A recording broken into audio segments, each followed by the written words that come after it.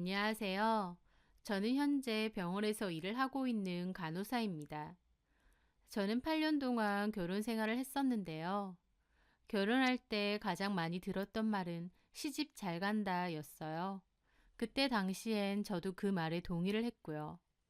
왜냐면 그때 결혼을 약속했던 남자가 잘 나가는 성형외과 원장으로 돈을 정말 잘 벌었거든요. 돈 잘 버는 남편과 결혼해서 좋은 집, 좋은 차, 좋은 옷 입으며 여유 있게 살았습니다. 겉으로는 제가 참 좋아 보이겠죠. 하지만 제 속은 시커멓게 타들어갔다는 걸 아는 사람은 별로 없을 겁니다. 저희 친정 부모님마저도요. 저는 결혼 전 대학병원 간호사로 일을 했었습니다. 좀 힘들긴 해도 나름 직업의식을 갖고 열심히 일을 해오던 차에 동료 직원분 결혼식에 갔다가 그 남자를 알게 되었어요. 저는 그냥 가볍게 인사 정도만 했었던 걸로 기억하는데 그 남자는 저에게 관심이 있었나 봅니다. 결혼식에서 저를 보고 자기 스타일이라서 한눈에 반했다고 하면서 결혼했던 그 동료 직원에게 저를 소개시켜 달라고 했다더군요. 결혼식에 워낙 사람이 많았으니 저는 처음에 누군지 기억을 잘 못했어요. 그런데 그 동료 직원이 그러더군요. 받아봐요, 가연씨. 그 사람 잘 나가는 성형외과 원장이에요. 병원도 얼마나 크다고. 정말요? 나이도 어려 보이는데. 얼굴이 팽팽해서 그렇지 나이가 그렇게 적지는 않아요. 슬기 씨랑은 한 8살 정도 차이 날걸요? 그래도 관리 잘해서 그렇게 안 보이죠? 네, 한번 만나봐요. 우리 남편 지인분인데 남편 말로는 돈을 갈키로 쓸어 모은다더라고. 돈 번다고 결혼도 안 한 것 같아. 좋은 조건의 남자인데 저한테 한눈에 반했다고 소개해 달라 하니 얼떨떨 하기도 하고 저도 그때 딱히 만나고 있던 남자도 없던 참이어서 그렇게 연락처를 주고받게 되었어요. 그 남자는 비싼 외제차로 저를 데리러 왔고 근사한 곳에서 식사 후 드라이브도 시켜주더라고요. 본인 직업이 그래서 그런지 관리도 잘 돼 있고 피부도 좋았습니다. 머리숱도 빽빽했고요. 물론 나중에 알고 보니 머리는 탈모 때문에 모발 이식을 한 거라고 했지만요. 어쨌든 젠틀하면서도 유머 감각이 있는 그 남자에게 저는 홀딱 빠지게 되었고 결국 사귀게 되었습니다. 그 남자는 결혼을 빨리 하고 싶어 해서 만난 지 5개월 만에 결혼 준비도 하게 되었는데요. 아무래도 그 남자와 저희 집 형편이 차이가 있다 보니 부담스럽기도 했습니다. 하지만 의외로 시부모님은 저에게 뭔가를 바라지는 않으시더라고요. 시부모님은 형편이 평범하신데 남편이 돈을 잘 벌어서 시부모님께 용돈을 엄청 드린다고 했고 그래서인지 집안에서 남편의 입김이 제일 세다고 했어요. 그래서 남편이 저와 결혼하고 싶다 하니 시부모님도 저를 잘 받아주신 것 같기도 합니다. 그때 당시 그 남자는 마치 백마탄 왕자 같았어요. 왜냐면 주변에서 하도 시집 잘 간다, 이제 원장 사모님 소리 듣고 살겠다라는 소리를 해대니까 저도 마치 하늘 위를 걷는 것처럼 붕 떠 있었고 그 남자가 진짜 멋있게 보였거든요. 저에게 선물도 엄청 잘 사줬는데 다들 구경만 하던 값비싼 것들이었습니다. 나에게 잘하고 또 돈도 아낌없이 잘 쓰니 좋을 수밖에 없었어요. 그렇게 저희는 결혼을 하게 되었습니다. 그런데 결혼하고 3개월도 안 됐을 때였어요. 남편이 퇴근 후 샤워를 하고 있을 때 전화가 울려서 제가 대신 받았거든요. 그런데 웬 여자인 겁니다. 어떤 여자가 콧소리로 원장님, 어제 잘 들어가셨어요? 하길래 제가 깜짝 놀라서 누구시냐니까 바로 끊어버리더라고요. 샤워하고 나온 남편에게 이 여자 누구냐고 하니까 남편은 아무렇지 않은 척 폰을 쓱 보더니 개인적으로 연락하지 말라니까 라는 겁니다. 저는 황당해서 다시 물었죠. 누구야 이 여자? 한 번씩 가는 술집마다. 남편은 정말 대수롭지 않게 말했습니다. 말하는 투로만 보면 그냥 점심 먹으러 가는 밥집을 말하는 것처럼 아무렇지 않았죠. 술집? 어제 친구들 만난다고 했잖아. 남자들끼리 만나서 뭐해? 술 먹으러 가지. 근데 마담 있는 그런 데라고? 오, 남편은 뭐가 잘못됐냐는 식으로 멀뚱히 저를 쳐다봤고 저는 어이가 없었죠. 그럼 옆에 여자들도 있어? 술집 여자들? 있지. 뭐라고? 그런 데를 왜 가? 왜 가긴 그냥 술집인데 뭐. 술 따라주는 사람은 있어야 될 거 아니야. 손이 없어 발이 없어. 친구들이랑 놀러 갔으면 친구들끼리 따라주고 마시면 되잖아. 제 말에 남편은 기분 나쁘다는 듯 미간을 확 찌푸리더라고요. 자기야, 자기 말을 좀 험하게 하네? 나 그런 거 안 좋아해. 좀 부드럽게 말을 할 수 없어? 남편하고 남편 친구들어 손이 없냐니. 나이도 훨씬 어리면서. 지금 그게 중요한 게 아니잖아. 사회생활 하다 보면 그런 데 갈 수 있어. 무슨 큰일이라고 호들갑이야. 여자 있는 술집에 갔는데 그게 아무것도 아니야? 제 말에 남편은 코웃음을 치더라고요. 자기야, 자기도 사회생활 안 해본 거 아니면서 왜 그래? 남자들 이런 데 다 가. 의료기기 사원들이 접대해 줄 땐 맨 데리고 가는 데가 이런 술집이고. 진짜 몰라서 그래? 남편은 도리어 제가 이해 안 된다는 듯 쏘아붙이고 나갔습니다. 남편의 너무 뻔뻔하고 당연하다는 태도에 제 말문이 턱 막히더라고요. 그런데 그 일은 시작일 뿐이었습니다. 살아보니 제 남편 완전 유흥 중독이더라고요. 일주일에 3, 4회는 친구들 만나러 간다거나 술자리가 있다고 했는데 갔다 하면 그런 술집을 가는 것 같았습니다. 그것도 엄청 다양하게요. 그런 술집에서 여자들이 가만히 앉아서 술만 따라주겠나요? 그 안에서 온갖 추접스러운 짓은 다 하고 오겠죠. 하지만 남편은 계속 그렇게 살았던 사람이어서 그런지 애초에 뭐가 문제인지도 모르는 것 같았습니다. 제가 화내면 도리어 답답해했죠. 도대체 뭐가 문제인데? 결혼까지 한 사람이 그런 곳에 뻔질나게 다니는 게 이해가 안 돼. 나는 생각 안 해? 유난 좀 떨지 마. 우리 동기 모임에서 결혼 안 한 사람 아무도 없고 내 동기들 그런 곳 간다고 와이프들 중에 뭐라고 하는 사람 아무도 없어. 그럼 그냥 다 가라고 한단 말이야? 자기처럼 이렇게 쥐잡듯이 남편 잡는 그런 와이프는 없다 이 말이야. 내가 돈을 안 벌어다 주는 것도 아니고. 돈만 벌어주면 끝이야? 제 말에 남편은 저를 몹시 싸늘하게 쳐다봤습니다. 자기야, 아니 가연아, 나 성형외과 의사야. 우리 병원 그저 그런 변두리 병원 아니고 성형 관광하러 오는 관광객들만 해도 트럭으로 오는 병원이라고. 예약 잡는 것만 해도 힘들 정도로 잘 되는 곳이야. 내가 벌어다주는 그 돈들로 자기도 더 이상 일 안 하고 잘 먹고 잘 살잖아. 내 직장은 자기가 그만두라고. 어쨌든 가연이 너도 그만두고 싶으니 얼씨구나 그만둔 거잖아. 솔직히 네가 벌면 뭐 얼마나 번다고. 그냥 내조하고 살림에나 잘 신경 썼으면 해서 그렇게 말한 거고. 내 조건이면 솔직히 열쇠 꾸러미 들고 올 잘난 여자들 줄을 서. 근데 내가 왜 자기를 선택했겠어. 연애 때부터 착하고 이해심 많고 배려심 많고 그런 모습이 좋아서 손해라고 할지언정 자기랑 결혼한 거야. 근데 결혼해보니 이게 뭐야. 하루가 멀다 하고 바가지나 긁고. 내가 바가지나 긁히려고 자기하고 결혼한 게 아니잖아. 내가 벌어오는 돈으로 자기는 그전까지 해보지 못한 것들 다 누리고 살지 않아? 그러면 이런 것도 감수해야지. 나이가 마냥 어린 것도 아닌데 내가 다 설명을 해줘야 돼? 남편의 말에 저는 입이 뜨악했습니다. 저를 무슨 철없는 학생이라도 가르치는 듯 또박또박 그것도 한심하다는 표정으로 저 소리를 해대는데 그 순간 알겠더라고요. 저 남자가 왜 저랑 결혼한 건지요. 저 남자는 결혼이라는 게 필요는 했는데 총각대처럼 노는 것도 필요했던 것 같았어요. 그렇게 놀아도 별 탈 없고 문제 제기도 안 할 만만한 여자를 찾았던 것 같은데 그게 아마 저였던 것 같습니다. 한마디로 남편은 자기가 뭔 짓을 하고 다녀도 기분 나빠하지도 말고 그냥 그러려니 하라 이거였습니다. 무늬만 부부지 이건 부부가 아니었어요. 어느 아내가 남편이 저러고 다니는데도 찍소리도 못하고 가만히 있어야 하나요? 남편의 저 말을 들었을 때 저도 너무 화가 나서 이럴 거면 결혼 왜 했느냐 그만하자 그랬죠. 하지만 저희 부모님께 말씀을 드렸는데 저희 부모님은 제 편이 아니었어요. 남자들 사회생활 하다 보면 다 그런다며 더 별 볼 일 없는 남자들도 그런데 잘만 가는데 진서방 정도면 얼마나 잘난 남자냐면서 그냥 저보고 참고 살라고 했던 거죠. 저는 저희 부모님에게도 너무 실망했습니다. 저희 아빠는 행정복지센터에서 공무원으로 평생 일하셨고 엄마는 전업주부셨는데요.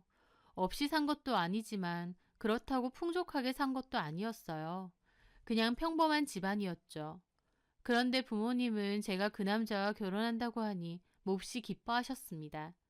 돈 잘 벌고 그럴듯한 사위를 두신 게 자랑스러우셨던 거죠.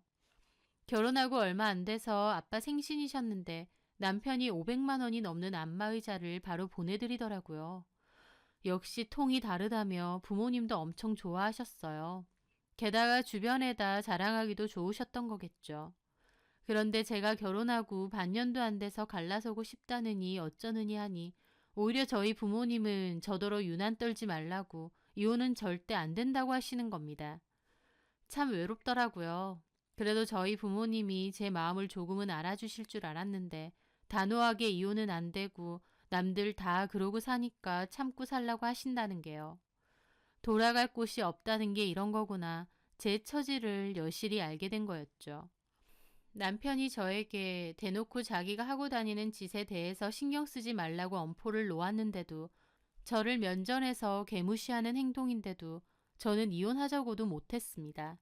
그래서 남편에게 말을 했습니다. 이혼은 안 하겠다. 당신이 그런 업소 다니는 것도 터치 안 하겠다. 다만 업소에서 여자들 만나는 건 괜찮지만 절대 따로 내연녀를 만들지는 말아라 라고요. 솔직히 제가 저렇게 말한다고 남편이 제 말을 곧이곧대로 듣겠나요? 그냥 제 딴에는 자존심 때문에 저렇게라도 말한 거죠. 남편은 알겠다며 자기가 업소에서는 만나도 밖에서 따로 여자를 만들거나 하는 일은 하지 않겠다면서 하나마나한 약속을 했습니다. 그 후부터는 남편이 업소를 가든 친구들과 외국으로 황제 관광을 가든 뭔 짓을 해도 저는 터치할 수 없었어요.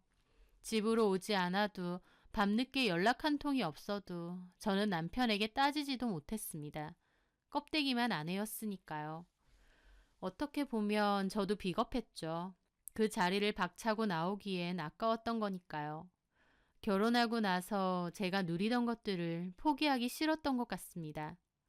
그전에는 3교대로 간호사 일을 하면서 피곤하고 스트레스도 많이 받았었거든요. 게다가 월급 받으면 일부는 부모님 드리고 나머지는 알뜰살뜰 저금하고. 그런데 남편하고 결혼하고 나선 돈 걱정은 아예 없어졌죠. 1대1 개인 트레이너에게 운동 배우고 쿠킹 클래스나 플라워 레슨 받으러 다니고 고급 외제차 끌고 다니면서 백화점 쇼핑 다니고 브런치 먹으러 다니고 옷이나 가방을 살 때 가격표도 잘 안 보게 됐습니다. 어차피 비싸도 살 수 있으니까요. 결혼 전 생활과는 아예 달랐어요. 그러다 보니 저도 그 생활을 포기할 마음까진 없었던 거죠. 저는 결국 돈의 노예처럼 남편이 원하는 대로 남편의 사생활에 대해서는 일절 입을 대지 않았습니다. 그저 집에서는 집안 살림 잘해놓고 내조도 열심히 하고 남편이 하는 일에는 절대 입대지 않는 착하고 조용한 와이프의 역할을 했습니다. 하지만 그렇다고 제 속까지 마냥 편한 건 아니었어요. 밖으로만 도는 남편을 보며 아무리 겉으로는 풍족하게 잘 살지언정 이게 진짜 부부가 맞는 건가, 이렇게 사는 게 맞는 건가 싶은 현타도 종종 오긴 했죠. 그렇게 남편과 저는 이 이상한 부부 생활을 8년 넘게 지속하게 되었어요. 현타가 올 때면 저는 더 부지런히 사람들을 만나고 돈도 쓰고 다녔습니다. 허한 마음을 채우려고 겉으로는 더 화려하게 행복해 보이게끔 노력했던 것 같아요. 남편은 그 와중에도 아이 욕심은 없어서 저와 남편 사이에 아이도 없었습니다. 시부모님도 남편이 그러기로 했다 보니 딱히 터치는 안 하셨고요. 그러다 보니 시간이 갈수록 남편과 저는 남보다도 못한 사이가 되어갔죠. 저는 결혼 후에도 전 직장에 같이 근무를 했던 동료들과도 여전히 잘 만나왔는데요. 저 포함해서 총 4명인데 나이가 저보다 어린 후배 1명 빼고는 다 저처럼 기혼자였습니다. 병원에서 직장 동료로 만나긴 했지만 성격들이 다 잘 맞아서 이제는 직장 동료를 넘어 오랜 친구들이나 다름없는 사이였죠. 그 친구들은 저한테 결혼 잘했다는 소리도 잘했어요. 그러면 저는 겉으로는 티내지 않고 그냥 웃으면서 아무 말 안 했죠. 저는 속사정을 다 꺼내놓을 만큼 솔직하진 못했거든요. 그런데 그중 결혼을 안 한 후배 한 명은 유달리 제 남편 얘기를 많이 했습니다. 나도 가연 선배 남편분 같은 사람만 있음 당장 병원 때려치우고 결혼하고 싶다. 그래서 제가 우스갯소리로 그랬죠. 그럼 슬기 네가 데리고 살래? 제 말에 후배는 눈을 반짝이더라고요. 진짜요? 그래도 돼요? 딴 말하지 마세요 선배님. 딴 말 안 해. 데리고 가.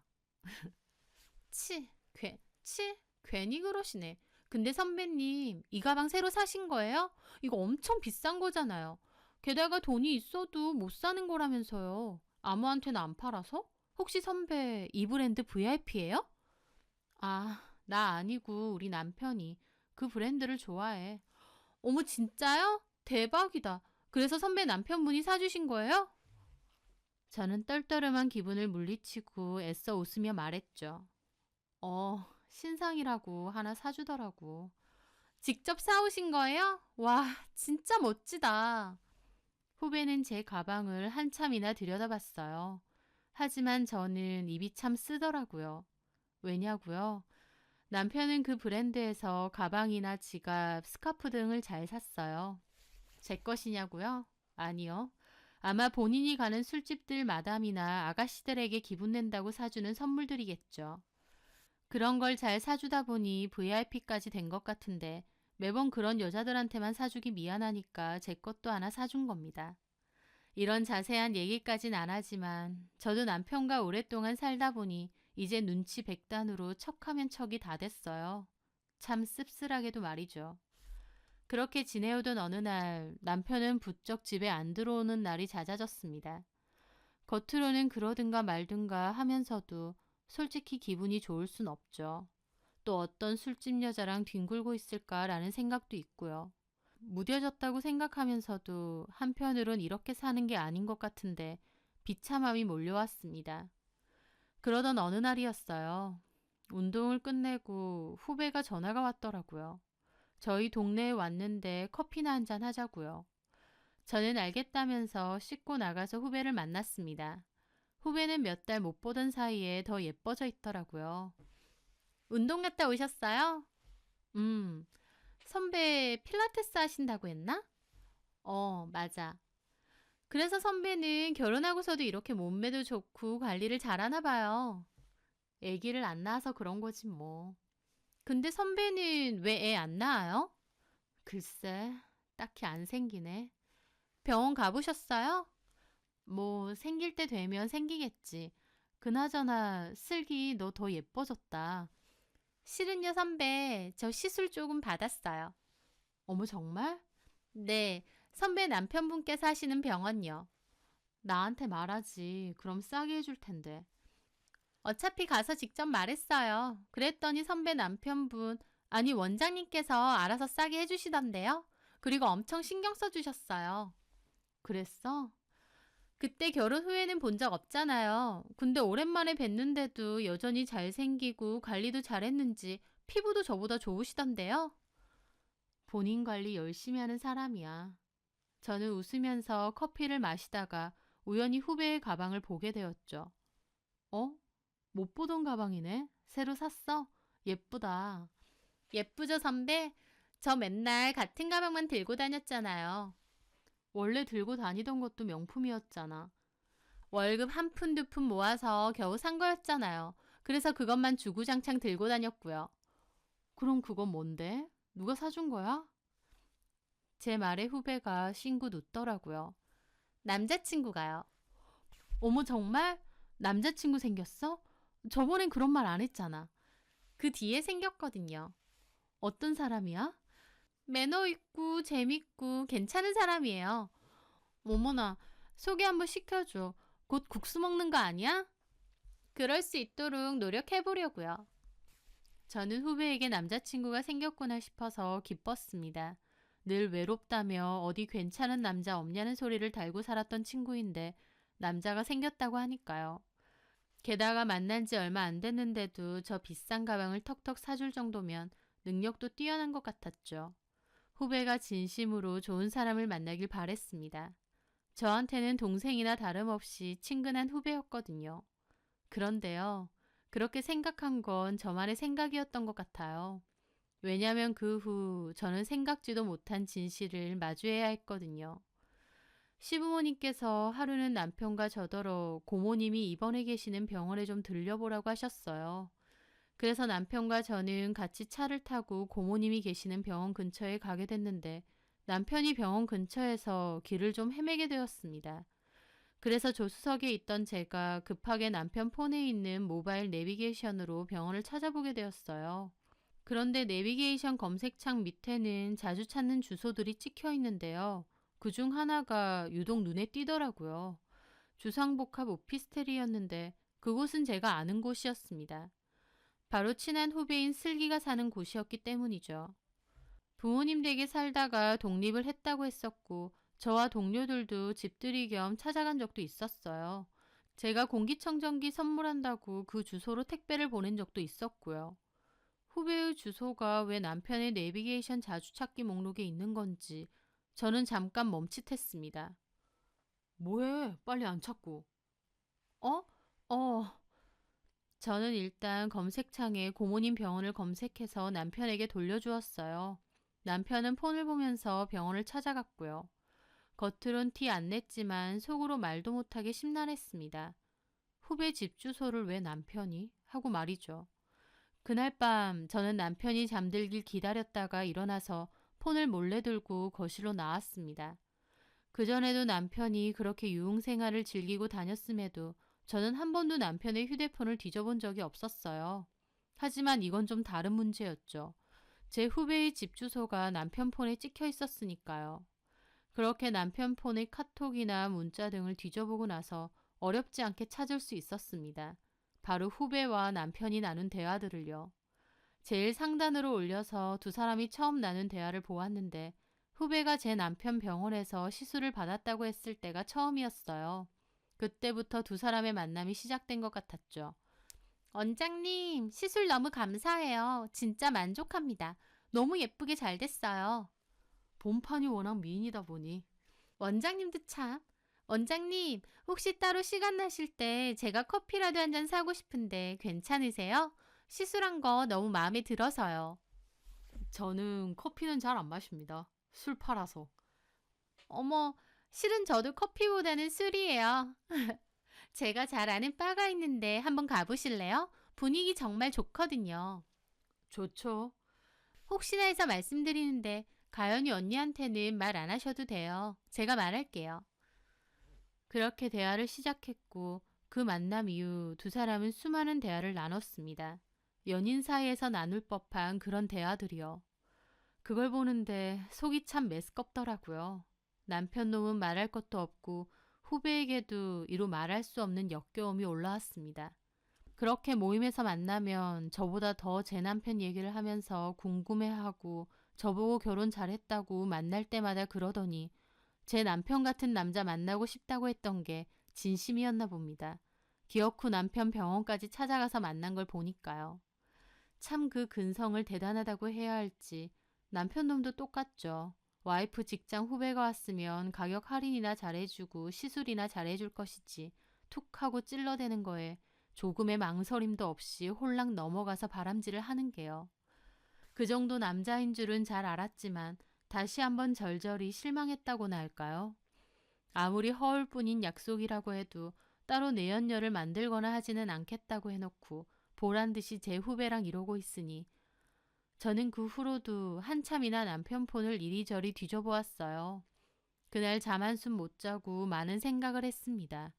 내가 누리던 것들, 주변 사람들이 나를 보고 부러워하던 것들 다 좋죠. 너무 좋지만 내 속이 이렇게 텅텅 비어있는데 그런 호울 좋은 것들이 무슨 소용일까 하고 말이죠.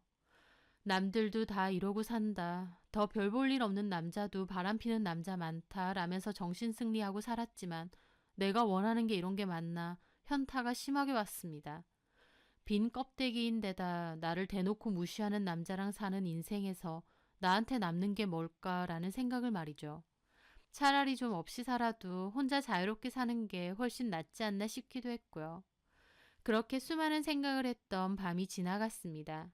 저는 앞으로 어떻게 해야 할지 갈팡질팡하고 있었죠. 그런데 그 다음 주가 전 직장 동료들 모임이 있었거든요. 당연히 그 후배도 오기로 돼 있었죠. 그전에는 친구들 만나서 한바탕 수다 떨면 그렇게 기분이 좋을 수가 없었는데 이번에는 정말 복잡한 기분으로 나갔습니다. 그 후배도 저를 보며 손을 흔들더라고요. 그 후배 얼굴을 보는데 속에서 뭔가 불덩이 같은 게 욱하고 올라오는 겁니다. 아무렇지 않은 얼굴로 내 남편 병원까지 가서 꼬여내고 또 저렇게 아무렇지 않은 얼굴로 나를 대하는구나 싶어서요. 저는 떨리는 속을 참으며 자리에 앉았습니다. 그 후배는 아무렇지 않게 평소처럼 얘기를 했어요. 저는 그 후배 눈을 쳐다보기가 힘들어서 그냥 대꾸도 하는 둥 마는 둥 했죠. 그러다가 다른 친구가 그 후배에게 그러더군요. 슬기야, 너 목걸이 너무 예쁘다. 아, 이거요? 제 남친이 선물해줬어요. 예쁘죠? 어머, 진짜? 너 남친 생겼어? 말 안 했구나. 가연 선배는 알아요. 전에 얘기했거든요. 그러면서 저를 보고 웃는데 얼마나 가증스럽던지 헛웃음이 나오더라고요. 야, 너도 곧 결혼하는 거 아니야? 글쎄요. 그렇게 되도록 노력해보려고요. 어쩐지 요새 예뻐졌다 했어. 아, 그건 가연 선배 남편분 하시는 병원 가서 시술 받았거든요. 너무 잘하시던데요? 그러면서 저를 보고 웃는 겁니다. 저는 어이가 없어서 뭐라고 씨부리는지 보자라는 심정으로 그 후배 얼굴을 가만히 봤죠. 그랬더니 그 후배가 아, 가연 선배, 원장님 병원 여기 근처잖아요. 원장님도 부르면 안 돼요? 어차피 이제 퇴근 시간 다 되셨으니까. 그 말에 제가 대답했죠. 우리 남편 퇴근 시간을 슬기 네가 어떻게 알아? 네? 아, 보통 병원들 이 시간에 마치잖아요. 부르면 안 돼요? 오늘 술값도 내주시고. 후배의 말에 옆에 다른 친구들도 그랬습니다. 오, 진짜 부르면 안 돼? 결혼식 이후로는 한 번도 못 본 것 같아. 그래서 제가 폰을 꺼내서 남편에게 전화를 걸었습니다. 난데 자기 병원 근처에 있는 칵테일 바인데 친구들이랑 왔거든. 병원 동료 친구들. 혹시 퇴근했음 여기로 올래? 안 온다고 할 줄 알았는데 흔쾌히 온다고 했습니다. 저는 전화를 끊으며 후배를 슬쩍 봤어요.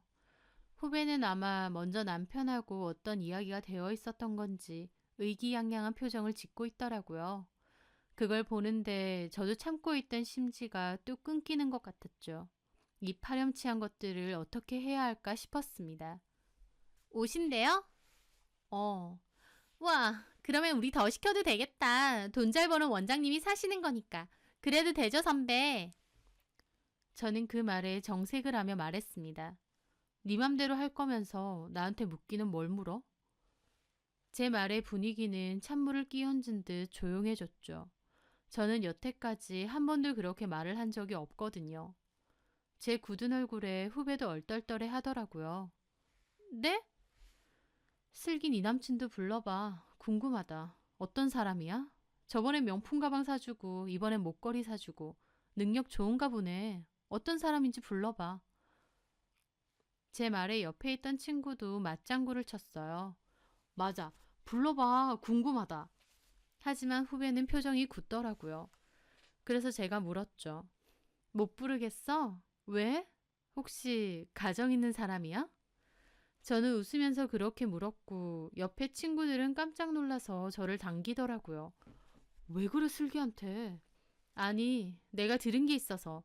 슬기야, 내가 너 전 직장 선배이자 인생 선배로 말하는데 가정 있는 남자 만나고 다니지 마. 왜 그러고 살아? 내 연녀 딱지 달고 사는 게 좋아? 제 말에 친구들도 놀라서 후배를 쳐다봤죠.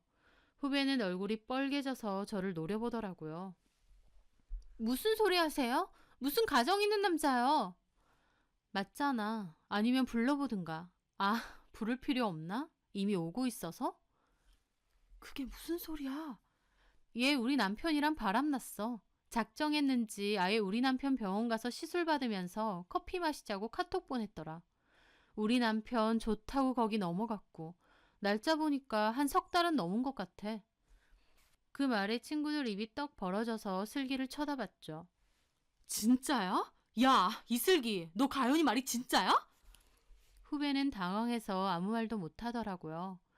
제가 이렇게 다 알고 있을 줄은 몰랐겠죠. 아무것도 모르는 무지랭인 줄 알고 제 앞에서 살살 놀렸던 것 같더라고요. 야, 진짜냐고!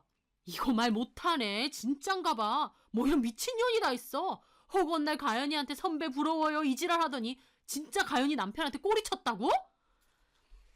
친구들은 저보다 더 열받아서 따져주더라고요. 빨리 맞는지 아닌지 말하라고 다그치면서요.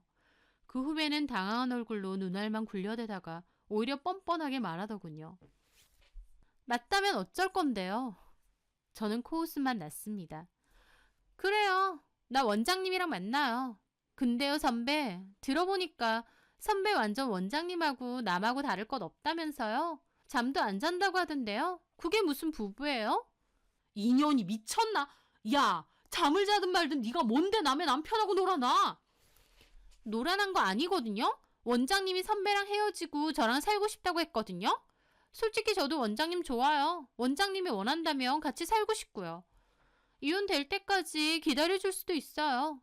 솔직히 선배도 그래요. 원장님한테 정도 없으면서 원장님 돈 아쉬워서 옆에 붙어 있는 거죠? 왜 그러고 살아요? 나 같으면 자존심 상해서라도 그렇게 안 살아요. 이게 진짜 미쳤나? 야, 너 병원에다가 이 사실 다 꼰질러 줄까? 꼰질러요. 살려도 아쉬울 거 없어요. 그러면 나 원장님 병원에 취직할 거예요. 잘 됐죠 뭐. 원장님 매일 보고.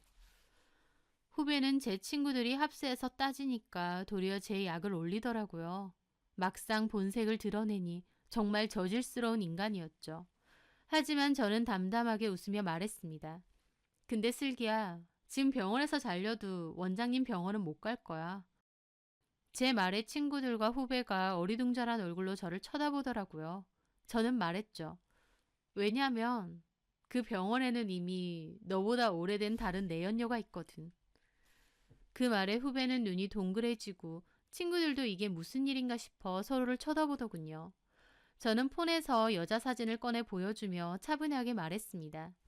상담실장이야. 너 병원 갔을 때도 봤을 것 같은데 네 시술도 이 사람이 상담해줬을 거야. 참 친절하고 싹싹하지. 내 남편하고 2년 정도 된 것 같아. 처음 상담실장으로 와서 나한테 인사했을 때가 그땐데 처음부터 그럴 줄은 몰랐네. 어쩌면 그전부터 알고 지낸 사이인가? 후배는 완전 썩은 얼굴로 저를 쳐다보더라고요. 이, 이 여자랑 또 원장님이 만난다고요? 그것뿐이겠니? 내가 모르는 여자들이 한둘이겠어. 게다가 우리 남편 완전 술집 죽돌이야. 연락하는 마담만 해도 몇 명인데 완전 유흥계의 큰 손이거든. 뭐 너한테도 그렇게 말했나 보네. 나랑 헤어지고 너랑 결혼하고 싶다고. 단골 레퍼토리야. 웬만한 여자들은 내 남편한테 받아먹을 것만 받아먹고 그런 말 안 믿어. 딱 봐도 뻔하잖아. 근데 너는 좀 순진한 구석이 있나 보다.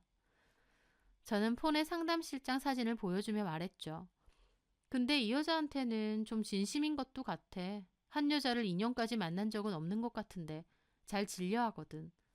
나는 이미 학됐어. 네 말 맞다나. 나 우리 남편한테 정 없고 돈만 보고 살아. 그러니까 내 다음 자리는 이 상담실장 여자하고 잘 얘기해봐. 뭐 순번을 나눠 가지던지. 이 여자 먼저 하고 기다렸다가 그 다음에 너 가지면 되겠다. 제 말에 후배는 얼굴이 하얗다 못해 새파랗게 질렸습니다. 왜 놀래? 너 진짜 순진하게도 내 남편이 너를 진심으로 사랑한다고 생각해? 그 인간은 진심이라는 게 없어. 그냥 치마만 두르면 다 오케이야. 네가 대단한 매력을 가지고 남의 남편 뺏었다고 생각하면 그건 착각 중에도 완전 착각. 왜냐면 내 남편은 어떤 여자가 오든지 다 환영하거든. 늘 바람 피울 준비가 되어 있는 쓰레기지. 인간 쓰레기. 제 말에 후배는 손까지 부들부들 떨더라고요. 저는 코웃음 쳤습니다. 사실 그때 후배와 남편의 카톡을 뒤져봤을 때 남편 폰에서 상담실장과 나눈 톡도 보게 되었거든요. 두 사람도 일반적인 관계가 아니더라고요. 후배도 후배인데 저 병원 갈 때마다 생긋생긋 잘 웃던 그 상담실장도 제 남편하고 그렇고 그런 사이라고 하니 저는 또 한 번 더 뒷목 잡았죠. 내가 이것보다 더 받을 배신이 있나 싶을 정도로요. 그래서 저는 두 사람의 대화, 사진 전부 다 제 폰으로 옮겨놨습니다. 언젠가는 쓸 날을 기다리면서요. 제 말이 끝나자마자 남편은 가게 안으로 들어왔어요. 저를 보고는 손을 흔들며 저희 테이블로 다가왔는데 막상 오고 나서는 분위기를 보고는 멈칫하더라고요.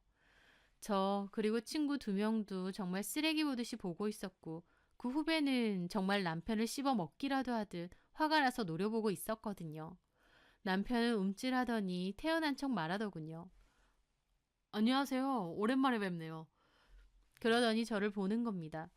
뭐야, 사람 불러놓고 분위기 왜 이래? 그래서 제가 말했습니다. 슬기 얘가 부르자고 했어. 당신이 보고 싶었나 봐. 어?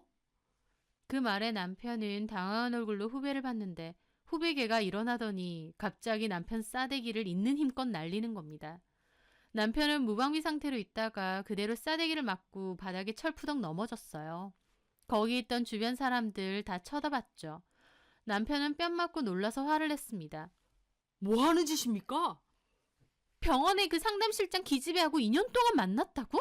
그래놓고 나한테 왜 이혼하고 올 테니 기다리라고 해? 뭐? 뭐? 네가 기다리면 이혼하고 온다며, 이 개새끼야.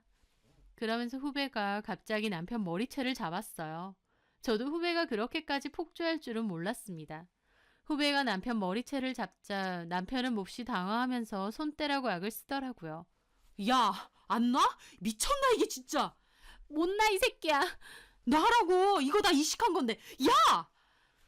남편은 한 올 한 올 이식한 머리카락이다 보니 머리카락을 굉장히 아끼는 편이었거든요.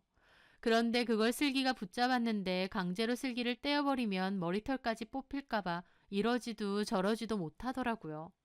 그러더니 남편은 갑자기 슬기 뒷머리를 콱 잡는 겁니다. 야, 나라고 했어. 네 머리도 다 뽑아줘? 저나 친구들은 그 모습을 어이없게 보고 있었습니다. 두 사람은 가게에서 육탄전이 벌어졌어요. 슬기는 정말 남편 머리털을 다 뽑아놓을 기세로 절대 안 놔줬고 남편 역시 슬기 머리를 당기면서 놓으라고 악을 썼어요. 결국 직원들이 달려와서 두 사람을 겨우 떼어놓고 가게 밖으로 데리고 나갔습니다. 저와 친구들도 가방 챙겨서 복도로 따라 나갔죠. 남편과 슬기는 복도에서 한바탕 싸웠습니다. 아우, 저 미친년이 진짜. 내 머리. 야, 이 새끼야. 너 이혼한다며. 이혼하고 나랑 산다며. 내가 돌았냐? 이혼하고 너 같은 년이랑 살게? 적당히 데리고 놀아주니까 네가 뭐 있는 줄 알아? 아, 진짜 내 머리. 뭐 이 새끼야? 두 사람은 다시 난리가 났고 직원들이 겨우 말렸어요. 남편은 놓으라고 하더니 그대로 계단으로 내려가 버리고 후배에게는 바닥에 주저앉아 펑펑 울었습니다. 친구는 걔에게 가방을 집어던지듯 줬어요. 꼴 좋다 아주. 그리고 저는 친구들과 함께 우는 후배를 놔두고 그곳을 떠났습니다. 밖으로 나와 저는 친구 차를 타고 근처의 다른 술집으로 갔어요. 저는 친구들에게 제 속마음을 털어놓으며 펑펑 울었습니다. 여태까지 참고 참아서 그런지 한번 터져나오니까 멈출 수가 없더라고요. 친구들은 저에게 어떻게 하고 싶냐고 했어요. 저도 그동안 고민을 참 많이 했습니다. 여태까지 누리던 생활들, 이렇게 이혼하고 나면 다시는 못 누리고 살겠죠. 하지만 그게 다 뭐가 중요할까요? 남들 눈에는 그럴듯해 보일지언정 제 속은 썩어 문드러졌는데요. 저는 나도 사실 고민이 많았다며 근데 이런 더러운 꼴까지 보고 사는 건 아닌 것 같다고 하면서 헤어지는 게 맞는 것 같다고 했죠. 친구들은 어떤 선택을 하든 잘 선택하라고 했습니다. 저는 그날 집으로 돌아가지 않았는데 남편한테 전화가 너무 많이 와서 폰은 꺼버렸어요. 그리고 다음날 생각을 정리하고 밤늦게 들어가니 남편이 기다리고 있더라고요. 남편은 그렇게 사람 많은 데서 개망신 주니까 좋냐고 도리어 따졌습니다. 최소한 제 후배랑 바람을 폈으면 미안하다고 사과하는 게 순서 아닌가요? 그 순간 저는 결심만 하던 이혼을 진짜 해야 될 순간이 왔다 싶었습니다. 저는 남편에게 더 이상은 못 살겠다고 이혼하자고 했습니다. 불륜 증거는 다 있다고 하면서요. 남편은 이혼해봤자 위자료 몇 푼이나 된다고 이혼하자고 하냐면서 저보고 계산 똑바로 하라더군요. 그래서 제가 그랬습니다. 아니, 이제는 계산 안 하고 살려고. 내 딴에는 당신하고 계속 사는 게 이득이라고 생각했어. 돈 잘 버는 당신, 그리고 내가 여태까지 누려왔던 생활들. 솔직히 포기하기 힘들더라. 근데 이런저런 더러운 꼴 보니까 내가 누리는 것들이 다 무엇을 위한 건지 모르겠어. 집불 없어도 마음은 편하게 살면 행복한 거래. 당신 돈 덕에 내가 겉으로는 호의호식하고 살았을지 몰라도 속은 완전히 썩어 문드러졌어. 당신은 결혼해서 내 남편이었던 적이 한 번도 없었어. 끊임없이 다른 여자를 만나고 죄책감도 안 느꼈지. 나한테 미안함은커녕 돈 잘 벌어오니 됐지 않냐며 큰소리쳤고. 돈 좋지. 근데 이제는 나도 그렇게 안 살래. 작은 월급이라도 내 힘으로 벌어서 알아서 살래. 후회할 수도 있겠지. 한 달 뼈 빠지게 일해서 번 월급이 당신이 나한테 주는 용돈보다 못할 때도 있을 거야. 하지만 그래도 이렇게는 안 살고 싶다. 이렇게 살아보니까 마음속에는 허무함밖에 안 남아. 우리는 그만하자. 자기는 자유롭게 여자들 실컷 만나면서 그러고 살아. 저는 그렇게 말하고 방으로 들어갔습니다. 남편은 그 후로도 저에게 이혼하지 말자고 가식뿐인 사과도 몇 번이나 했습니다. 하지만 저는 알고 있었죠. 그게 저를 사랑해서라는 이유는 아니라는 걸요. 그저 사회적 위치 때문에 결혼은 유지하고 싶은데 본인 사생활을 군소리 안 하고 내버려두는 저 같은 여자를 그냥 두고 싶은 것 같았습니다. 그걸 알기에 저는 더 단호하게 그만두기로 했죠. 변호사 사무실을 찾아갔고 저는 세 사람을 상대로 상간소송을 진행하기로 했습니다. 더불어 남편이 협의 이혼을 안 해주면 이혼 소송도 하기로 했어요. 결혼 생활이 8년 정도 되었고 집안일은 제가 전담해서 했기 때문에 재산 분할도 반까진 아니어도 꽤 높은 수준으로 받아낼 수 있을 것 같다고 했습니다. 그렇게 남편에게 이혼에 대한 확고한 의지를 내비치자 남편은 결국 알겠다고 이혼하자고 하더라고요. 다만 자기한테 소송 걸지 말라고 하면서 책정되는 재산 분할과 위자료보다 더 큰 금액의 돈을 주겠다고 합의를 하자고 했어요. 저도 변호사와 상담 끝에 그 편이 나은 것 같아서 그렇게 하기로 했습니다. 그런데 남편은 그 와중에 자기 것과 상담실장 상간소송은 취하해도 그 후배를 상대로 하려고 했던 상간소송은 진행하든지 말든지 알아서 하라더군요. 남편도 그 후배에게 머리 뜯긴 이후로는 완전 질렸다면서요. 참고로 그 상담실장은 일을 너무 잘해서 잘리면 안 되니까 취하해달라고 했습니다. 참 어이가 없었지만 저도 그쯤 되니 이 인간한테 돈만 제대로 받아내면 된다 싶어서 남편 요구대로 남편과 상담실장 소송은 취하해줬습니다. 대신 지급될 위자료 2배에 달한 돈을 받기로 했고요. 하지만 그 후배에게는 상간소송을 그대로 진행했습니다. 그 후배도 그 사실을 알고 왜 나만 소송하느냐 난리를 쳤대요. 참고로 여전히 그 병원에 다니는 동료 말로는 병원에까지 아름아름 소문이 다 나서 손가락질 하는데도 꿋꿋이 병원에 다닌다고 했습니다. 그리고 저한테 물려진 위자료에 대해서는 후배 역시 전 남편에게 구상권 청구를 했다고 하더군요. 지들이 싸우던지 지지고 볶든지 제할 바는 아닌데 그 두 인간들도 참 그 끝이 지저분한 것 같더라고요. 저는 그렇게 남편에게 재산 분할과 위자료를 받아내고 끝을 냈습니다.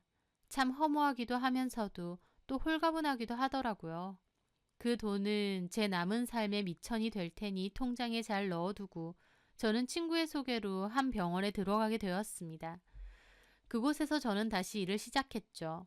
병원 일은 여전히 힘들고 스트레스 받을 때도 있지만 그래도 보람될 때도 많고 제 스스로 노력해서 번 돈이다 보니 뿌듯할 때도 많습니다. 예전에 그 여유있고 한가롭던 생활이 아예 생각 안 나진 않죠. 하지만 그때로 돌아가고 싶지는 않아요. 자존심도 다 내팽개치고 얻은 부유함과 여유로움은 저에게 허무함만 주었으니까요. 저는 앞으로도 제일 열심히 하며 제 스스로를 건사하며 그렇게 살려고 합니다. 8년 결혼 생활에서 그래도 넉넉하게 받아낸 위자료와 재산분할 금액이 있으니 이 정도면 지난날의 마음의 상처도 어느 정도는 보상받았다 생각하고요. 가끔 남편 놈에게 진심은 있었을까 생각도 듭니다. 아마 없을 겁니다. 여자를 다 돈으로만 보는 그런 인간이니까요. 돈도 잘 벌고 원한다면 언제든지 만나줄 여자들이 있으니 잘못한 것도 모르고 저러고 살겠죠. 물론 이제는 저와 남남이라서 어쩌고 살든지 제할 바는 아닙니다. 그냥 그 인간은 계속 그러고 살겠구나 싶은데 참 가슴이 답답하더니 이혼하고 남남이 되니 아무렇지도 않네요.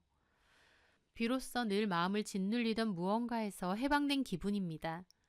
허울 좋은 삶보다는 제 스스로의 마음을 들여다보고 소소해도 제 스스로 뭔가를 성취하고 다독여가며 사는 게 더 좋은 게 아닌가라는 생각이 문득 드네요. 제 사연 들어주셔서 감사합니다.